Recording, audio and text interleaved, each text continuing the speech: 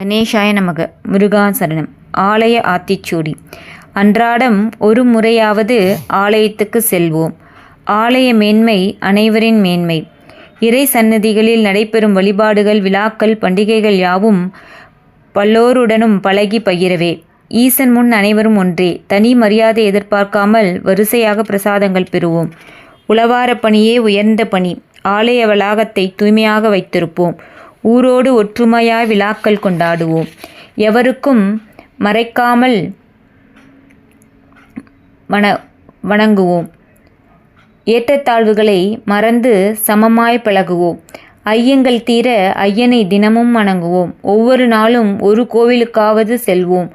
ஓங்கார ஜபம் செய்து அகங்காரத்தை விடுப்போம். அல்லல் தீர அனைவரும் கூடி வணங்குவோம். ஈசனுக்கு அடியாருக்கு இடையே செல்வதை தவிர்ப்போம். எவ்வூர் சென்றாலும் தன்னூர் கோயிலை பராமரிப்போம். வலம் வருதல் வளமை சேர்க்கும். மும்முறை ஆகிலும் திருச்சுற்றை பிரகாரத்தை வலம் வருவோம். வழிபாட்டுக்கு தேவையான பொருட்களை ஏதாவது ஒன்றை சிறிதளவு கொடுத்திடுவோம். பணத்தை மட்டும் கொடுத்துவிட்டு வழிபாட்டின் முடிவில் வருவதை தவிர்ப்போம்.